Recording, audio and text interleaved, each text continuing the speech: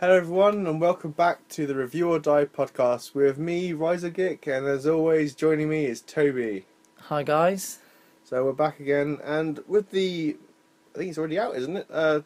Jurassic World already out now? It is indeed, yeah. So with that's release, we are going to be discussing family films. But first off, Toby, Jurassic World, are we excited? I'm not quite as excited as everyone else is. And me. You included in that bracket. I just feel that there are a lot of trailers that I've seen recently, and I know we're going to do a podcast on this a bit later on, which have excited me a lot more than the trailer for Jurassic World. I think it just looks a little bit like a big, large-scale rehash of the first one, and I can't get excited about something that's sort of so much of a copycat idea of its original sort of basis. I will say there is definitely a lot of copying in the trailer, especially we see children in a vehicle screaming when there's something coming down at them. That's definitely it's the exact same thing. But the main thing that is drawing me to liking or looking forward to this film is the silliness, the idea that they've made a dinosaur, and the fact that they are going to be tame velociraptors riding with Chris Pratt into battle. That is just enough for me to throw off my shoes. I mean, I don't doubt for a moment that it will have big blockbuster thrills. I don't doubt that. I just wonder if there's not necessarily any substance, because I don't think a blockbuster necessarily has to have that. I just wonder if it's going to grip me like the first one did, because the first one is brilliant, and it's rightfully gone down as an excellent example of a family action adventure film, which obviously will lead us on to peak examples of. But before we do that, have you seen all three Jurassic Park films? I have, and they're steady Out decline. Of the three, you think they've just steady decline? Yeah. See, personally, I prefer 3 to 2. Okay. Mainly because 2 Why? should have ended when they left the island. Yeah. I think we've had this discussion before, actually. Have we? Yeah, and I do agree with you. Because you should have either had the film set in the Lost World, or we should have had the dinosaur coming over to New York and having a Godzilla-like escapade, running through and tormenting the people. But overall, I think I've watched it again at least because it just feels too long and too... Yeah, I mean, even the first one is a little bit long, I'd say. So I think maybe that's a problem with the shortest. Yeah, I think it's only 70 minutes, maybe. Maybe longer than that. It's 80 minutes. It definitely is the shortest of the lot, though. Yeah, I think you're probably correct there. But they do suffer with this indulgence a little bit, and that's also a little bit evident in the trailer for this new one. I think it maybe just feels it's this big spectacle and it's got to live up to it. Is it a little bit indulgent? Will it be a little bit long and overplayed? And will the thrills be repetitive? Just like we've seen, more than 20 years ago now. Bloody hell, will it be as fresh and exciting as the first one? We shall see. We shall see, indeed. And by the time this podcast goes out, I actually would have seen it, no doubt. So hopefully we can come back and discuss what we thought about it. Indeed. If not, I'll put a short review as per on our Twitter page and onto my personal Letterboxd account, which you can all, of course, see and read to your heart's content. And I'm sure I'll post something on the Facebook page when I eventually see it.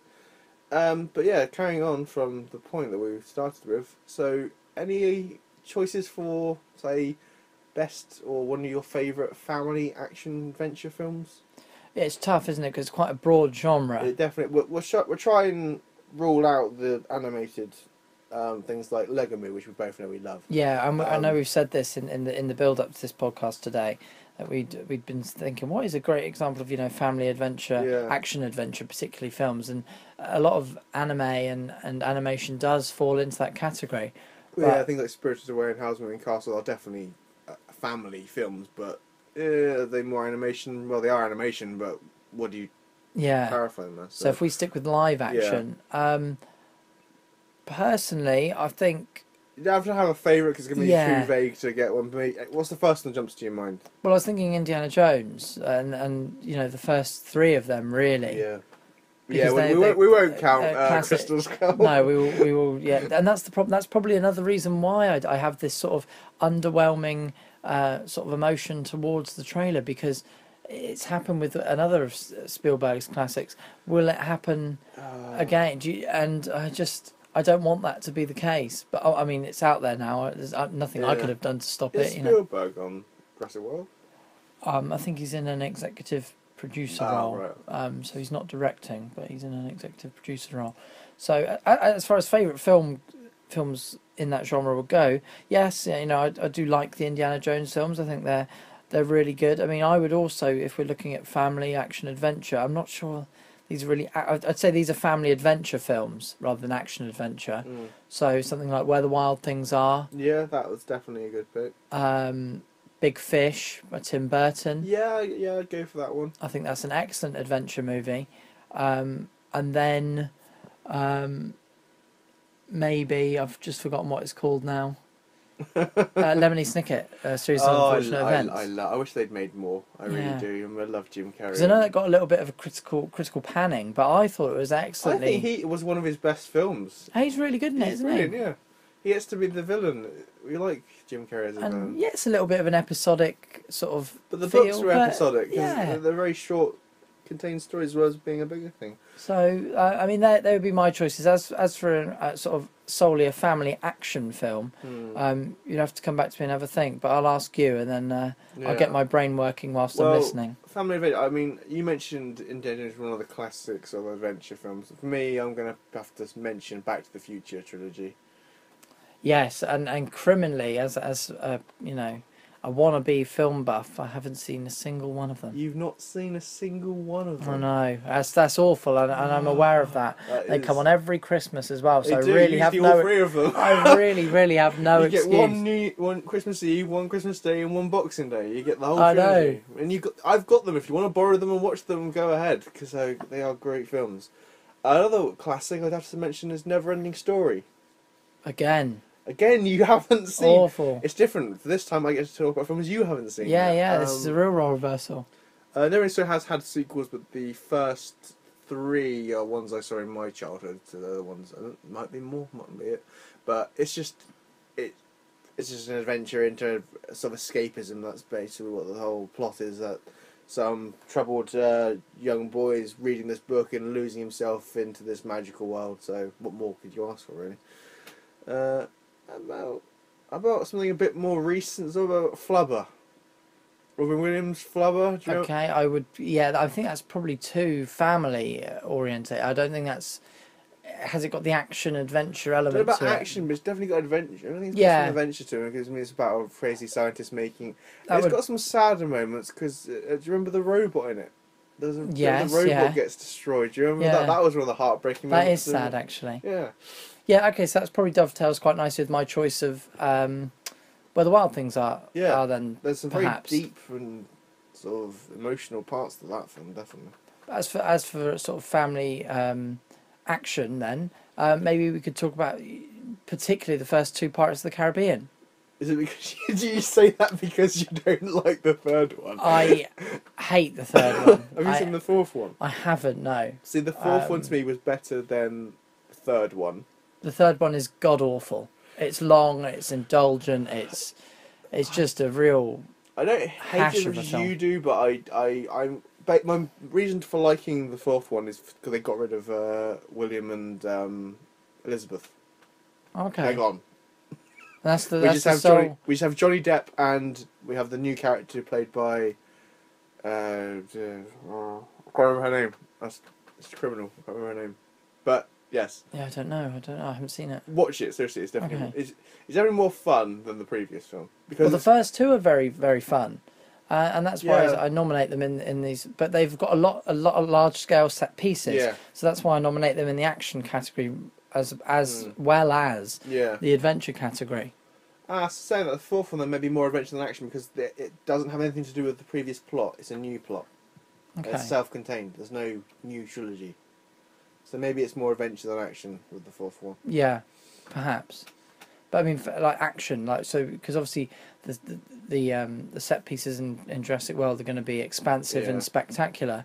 What is a large scale film of that type that you can think? I mean, the Avengers are very popular at the moment. Oh, of would course. you I mean, put them in the same I'd bracket? say they're definitely family friendly. I mean, I think some younger viewers may have trouble keeping up with the ongoing plots that are interconnecting all the different films.